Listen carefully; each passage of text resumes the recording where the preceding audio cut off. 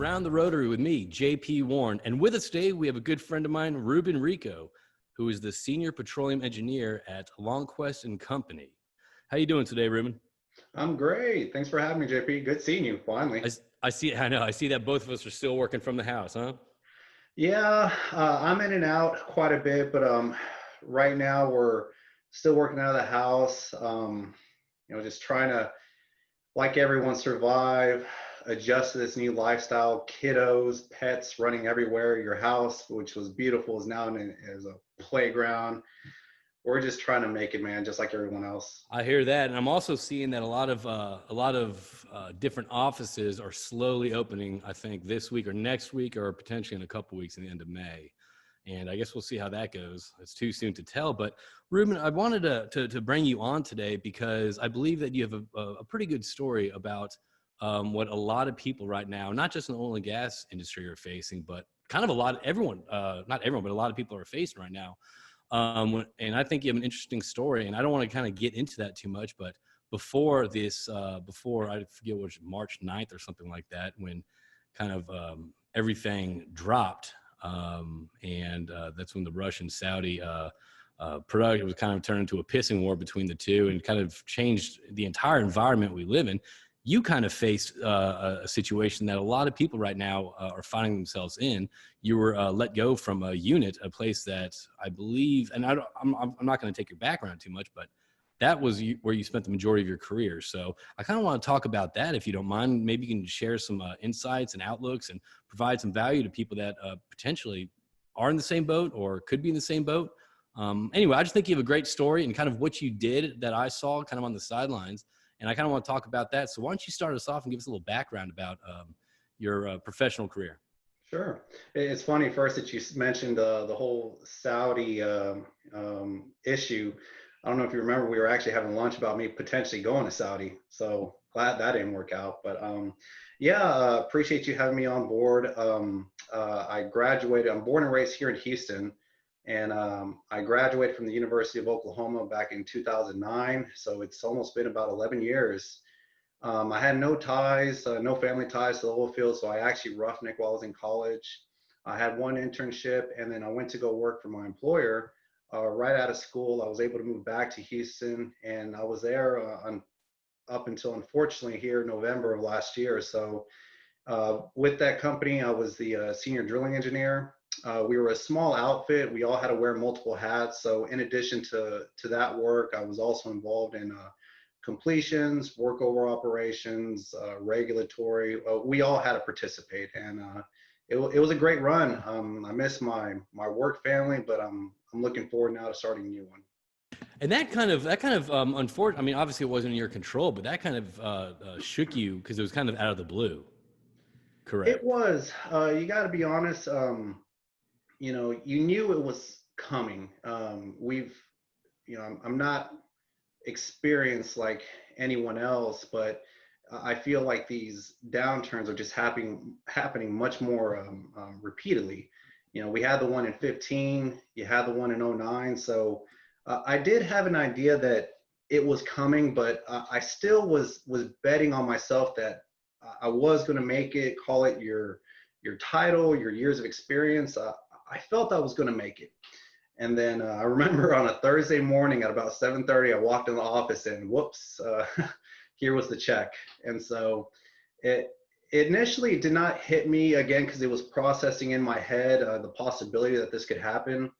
So I want to say I took it well. I had great conversations with my managers. Had nothing but nice things to say about them. They're great people. My coworkers were amazing. They were helping me actually pack up all my stuff. So initially it wasn't really in my head, but I'm sure a lot of people can relate. Once you're in that vehicle and you're driving home, it hits you.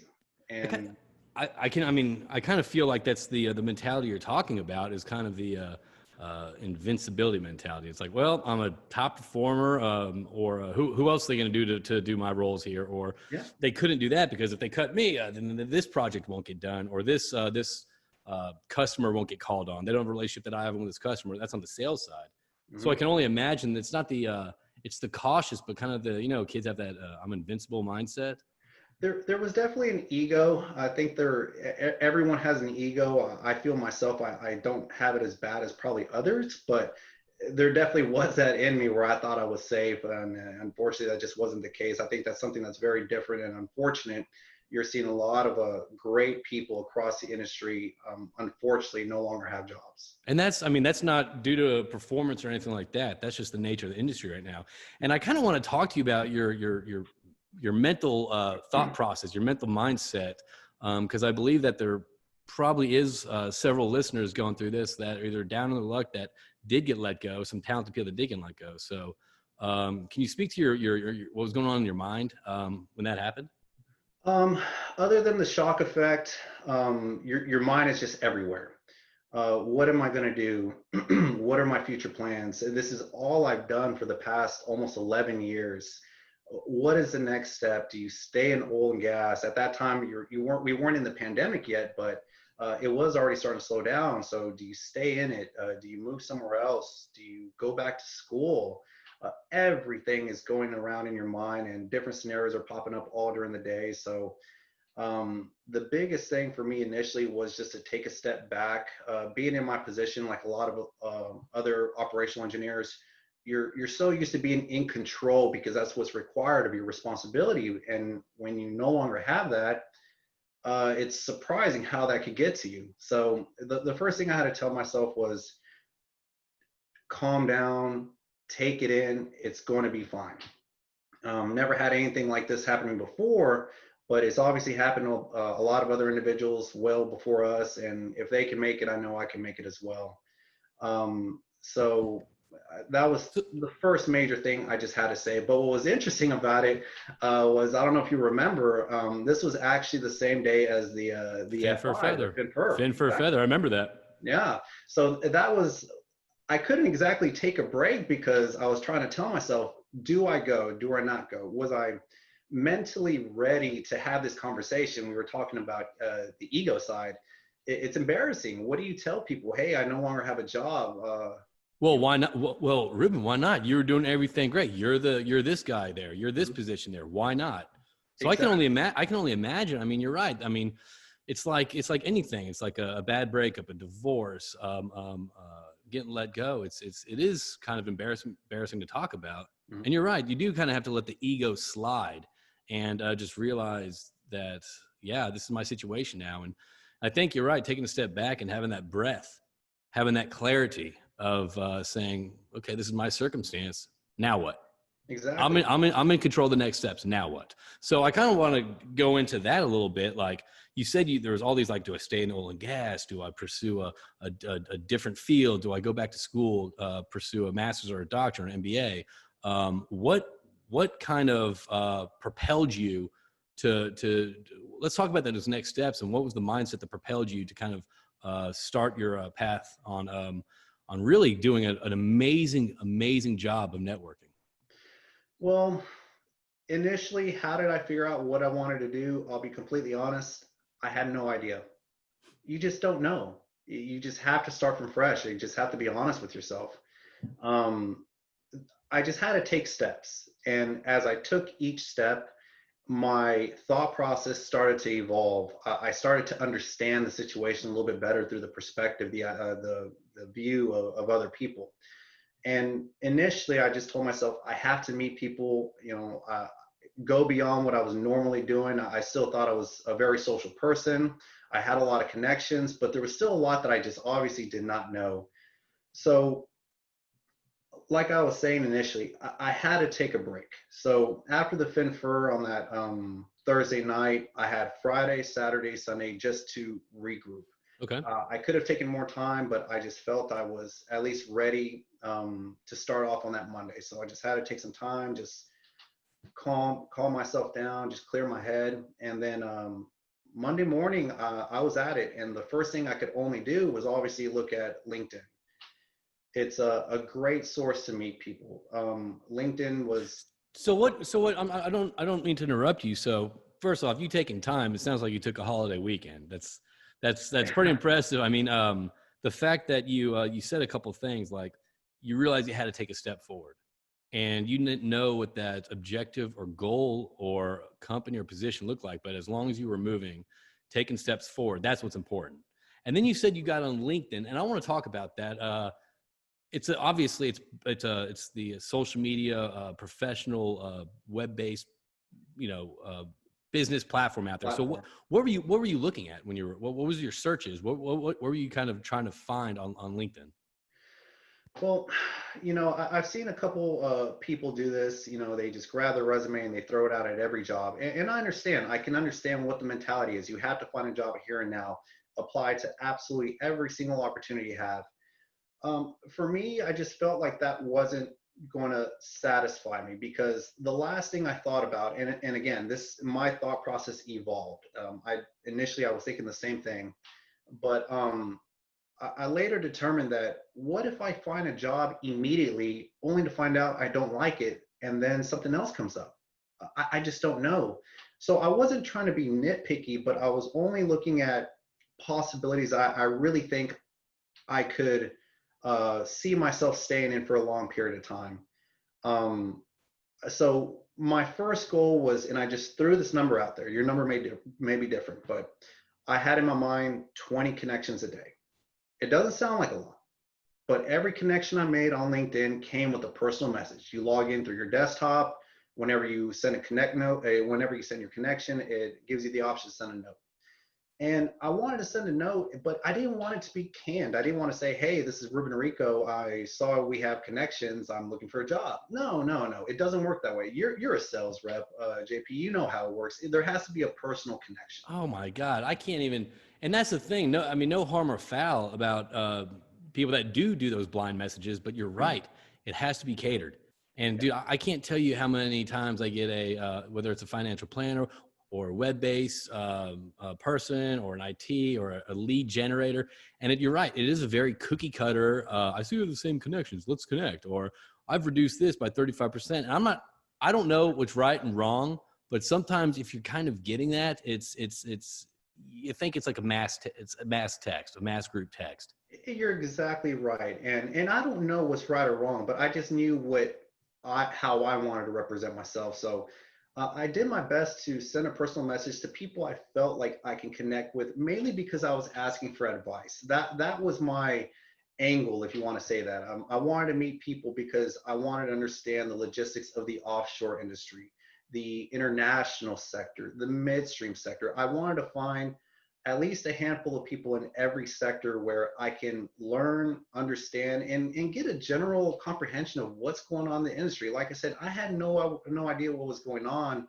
Things were starting to slow down. We definitely didn't know about the pandemic yet, but I just wanted to do my best to try to assess the situation. And so the 20 connections was my initial start.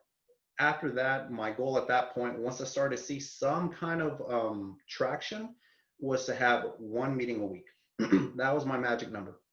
Not an interview. An interview was a bonus, but I wanted one meeting a week with someone that I wasn't familiar with. If I was able to have lunch with you, a vendor, just kind of catch up around the industry, who's searching, who's not, that was great. But I wanted to meet one person a week.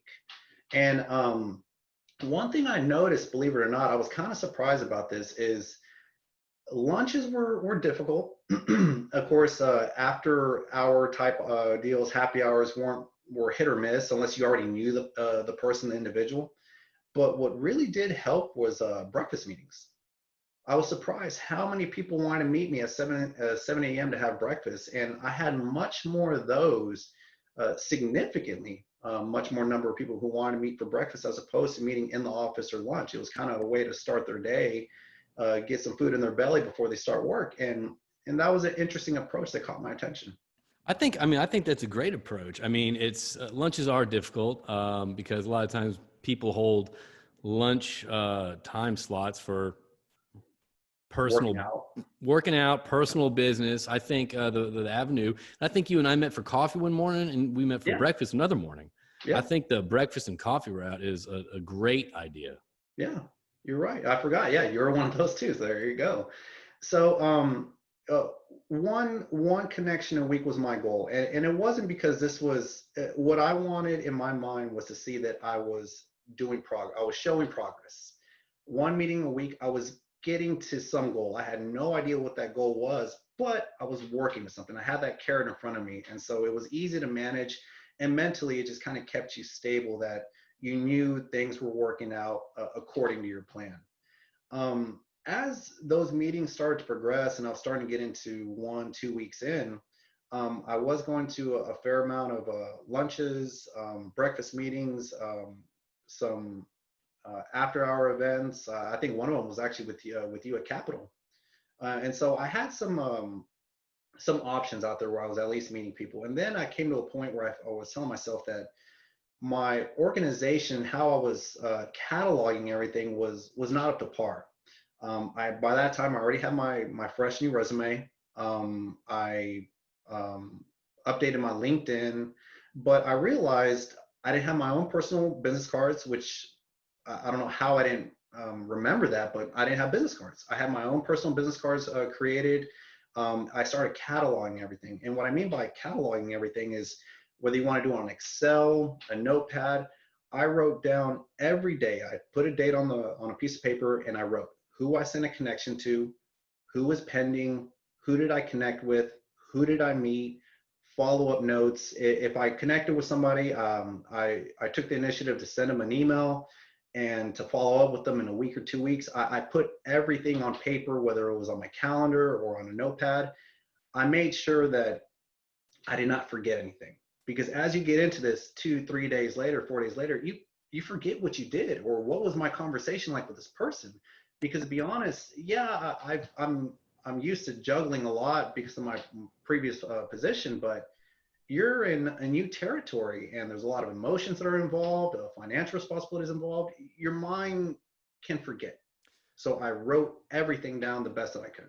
Well, in a way, and I think this is kind of a key point. You took this looking for a job or searching for it, and you said something before. It's not just a job. I mean, if you find yourself in the position, you don't want to hop on the first thing, because that often might not lead to fulfillment, happiness. I mean, it might lead to a paycheck, but I mean, at what cost?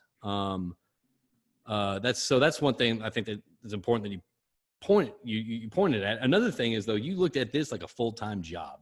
You created documents, you created like sheets that actually kind of gave you accountability where things couldn't fall beneath the crack. That you could look at something right in front of your face and say, okay, I haven't followed up with this person yet, even though he asked me a question 2 days ago. I'm going to get back on that. Right. And it was interesting you say that. I felt like I was working way harder at this than in my previous position. I hate to say it, but you had everything to lose. So yeah, you put everything into finding a job, and it was a full-time job.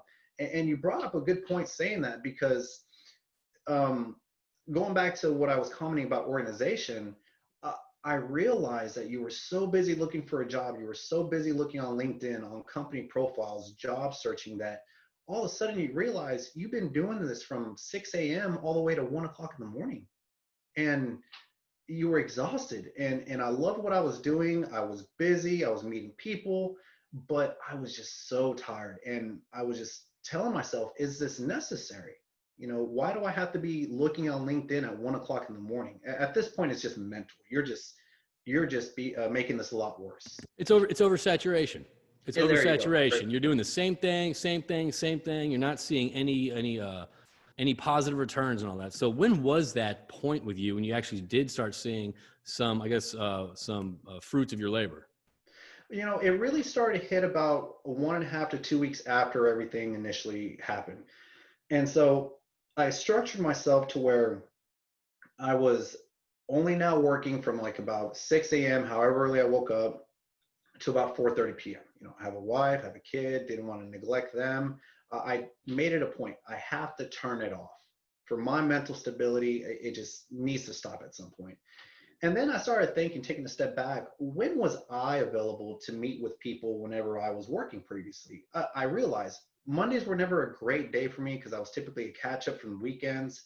Fridays, you kind of had senioritis. Some people worked half-day schedules. And so I was thinking to myself, okay, look, you're going to have to work 6 a.m. to 4:30 p.m. doing what you're doing, but your business networking opportunities need to be limited to Tuesday, Wednesday, Thursday. Because I felt, and I have no statistics on this, I was just pulling this data just from my own personal experience. I felt I was going to get the most bang for my buck if I tried to reach out to people Tuesdays, Wednesdays, and Thursdays, and of course within reasonable hours.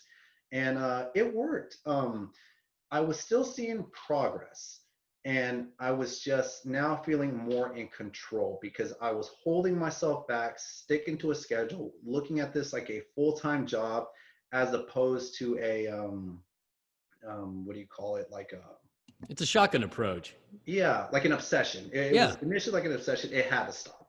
Yeah. Yeah. You start losing sleep. I mean, then you start, throwing the same resume out there for like very, very different roles, but it's the same resume. And I kind of want to get into that also on when it comes to your resume. Did you? I've always I've recently heard that a resume is a live document. You need to cater it to specifically for that job you're applying for.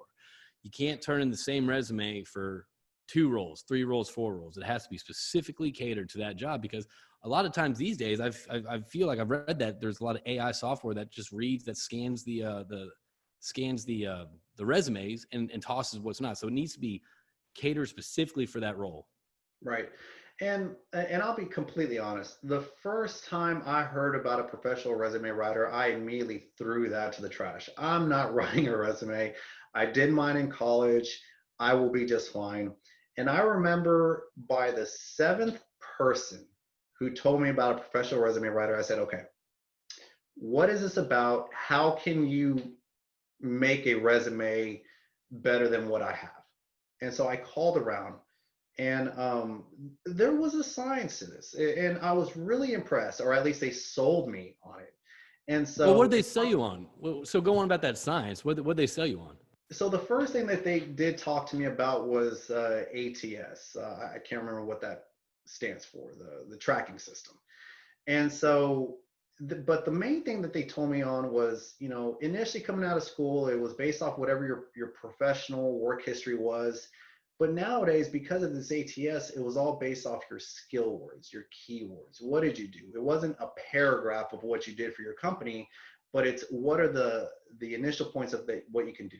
Drilling operations, reservoir engineering, decline curve analysis, cost management. These are the things that if you were to go ahead and look in any kind of LinkedIn profile for a job description, you're going to see all these keywords. And so I realized that, okay, I don't know if I'm a believer in this or not, but I'm going to invest. I'm going to see what this is about. And so I had a resume writer write me my resume, and I was shocked.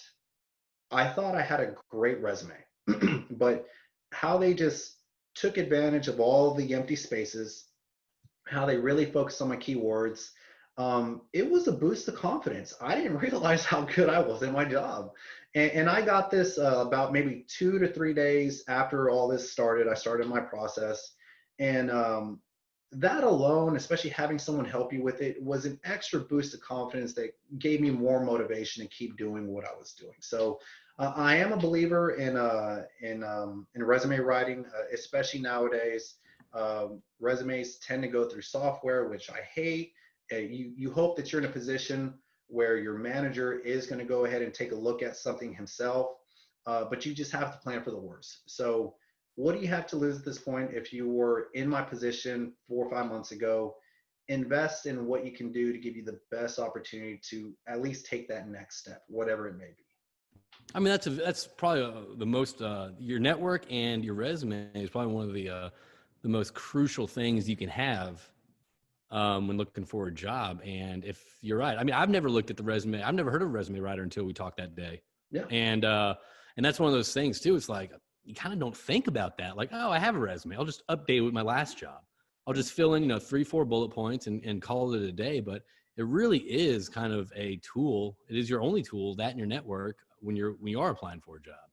And you got to realize a lot of people here are in the same boat that I was. These are the guys that have been let go for the very first time, who have anywhere from 7 to 13 years of experience.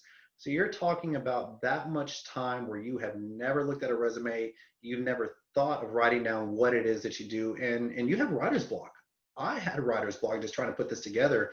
And that was another reason why having a fresh set of eyes, someone experienced to help you with your resume, it was a big relief. It was a big weight off my shoulders, unnecessary stress. I definitely recommend if you could find a good one, look into it and you'd be pleasantly surprised. So what did you see? So you have the network, you have your schedule, you have your Tuesday through Thursday meeting requests, you have your Monday reaching out. Now have your resume. So when did you start seeing, I guess, points of interest start reaching back out to you and start, I guess, to put some more meat on the bones? It happened, knock on wood, call it luck, call it my strategy. It happened fairly quickly. I was consulting within about 2 to 3 weeks after I was initially let go. But I'll be completely honest. We're talking about LinkedIn, we're talking about resume. Everyone is doing this. And now you're hearing that there's 25, 30 million people that are unemployed. Everyone's going to be doing the same thing to some extent. What is going to be the difference between you and everyone else is that extra effort that you're going to be putting in. Are you calling to try to meet these people in person, whether it's in person or virtual meetings, which is unfortunately what we're left with right now. Hopefully that's going to change. But Well, actually, I'm gonna just kind of disagree with you on that. That will change. I love, first off, I miss the personal side of things, but I think the virtual meetings thing, I think this pandemic has let people become more comfortable with doing a Zoom meeting or a Microsoft Teams meeting. I think actually people are probably more open to that because they can be at the comfort of their own office or home. So I do think face-to-face would probably be better to meet with them, but I still think, I mean, let's use what we got. Let's use what we got. If you can set up a virtual thing, do that. At least you're having some face-to-face contact, kind of like how we're doing this podcast right now. Well, and I love that. I completely agree with you. I love how people have kind of just become innovative and have found new ways to market themselves. I mean, who would have thought 4 or 5 years ago that podcasts would be a way, virtual meetings would really be something that we can do? I wish I had Zoom stock. But what I was going to say is what I wanted to make sure, though, I had as much of an edge as possible. So I really focus on trying to meet people. If you can get a job applying on LinkedIn, RigZone, and you get a job right then and there, great. That is a blessing. Me, to be honest, I found my opportunities networking with people like you, listening to my vendors, meeting new connections. And that's ultimately how I was able to find an opportunity to consult for myself for about 2 to 3 months before I took on my full-time position. So don't limit yourself is just the only point I'm trying to say. If you have an opportunity to apply for jobs on LinkedIn, great, but don't let that be your only avenue. Cast a wide net, a wide net. I had opportunities. I was really surprised in international consulting, 1 or 2 opportunities in upstream, and ultimately in the midstream side, which I ended up going. So it was great because a lot of these opportunities you did not find on LinkedIn or on corporate websites. There's a lot of small companies that you have never heard of. And so point is, don't limit yourself, work on the resume, get your LinkedIn up to par, but do much more, as much as you can, just to try to put yourself in a better position. And that's something I kind of want to point out as well. It's with unfortunate numbers of unemployment. I think today it's been like over 30 million or something like that. Some astronomical Great Depression, worse than Great Depression era numbers. But you have a point. I think right now there's a lot of tools for people to be innovative and adaptive. And I think that it's whatever you can do to set yourself apart and not just sell your skill set, but also sell your personality. I think companies, and I'm just kind of speaking, out of my ass right now, but I kind of feel like if you show a personality right now, because right now the talent pool's there, right? The talent pool's there. There's a lot of people right now gunning for certain positions. If you can show some sort of innovation or some sort of innovation or a personality side of things, I think that's definitely also going to project you up. So going back to, I guess, everything, we can kind of wrap this up and kind of you can give a message to us, unless you want to keep talking about one of these points. It's take a step back, get rid of the ego, right? Yep. Set up a schedule, set up a reasonable schedule. Don't obsess, bust your ass, use it as a full-time job, and look at your resume like it's the tool that you have. Mm-hmm. Be like one of the strongest tools you have. Be innovative, right? Mm-hmm. And just kind of keep on moving forward, step by step, as I think we talked about before. What? So talk to me. So I know I kind of want to bring up your wife right now because I've seen on LinkedIn that she's been kind of offered and I'd love to give her, love for you to plug her right now about her services that she's doing. Right. I want to, give her kudos for what she's done, but not just her. You're seeing a lot of people do things differently um, in a reaction to what's going on around us. Kudos to you, for example, for starting the podcast. Who would have thought that this is what was going to be part of your job description? That's great. This is a great way to keep people in tune. You're seeing people nowadays do virtual happy hours, virtual meetings, and that's great for you guys to create that platform for us. That's a great job on your part.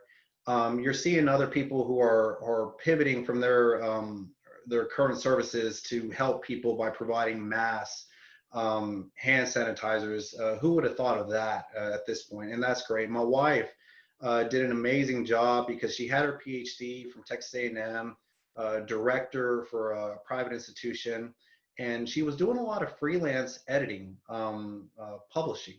And she took it upon herself to look at this and say, hey, I'm really good at this. How can I help?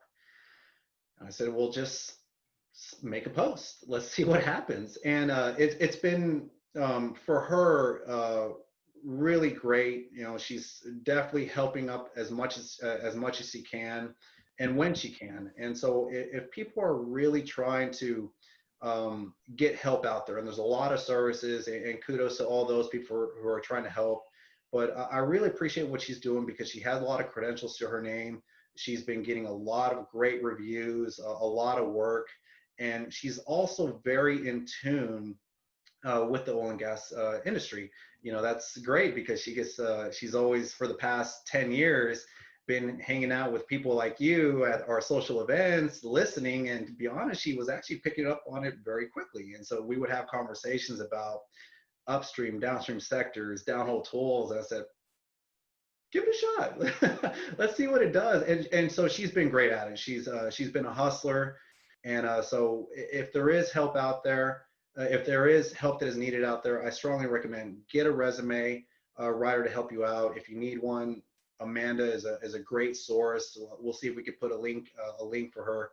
But if you do need help out there, at least just to get some advice, make contact with someone, and in this case her, if you need someone that I would recommend personally. And that's the thing. We discussed this. I did want to bring her up because, yeah, I mean, you're helping, your wife's business out, but at the same time, I mean, what she's doing is a valuable service for people that are in the market. So it's not like it's a shameless plug. This is a pertinent, valuable plug.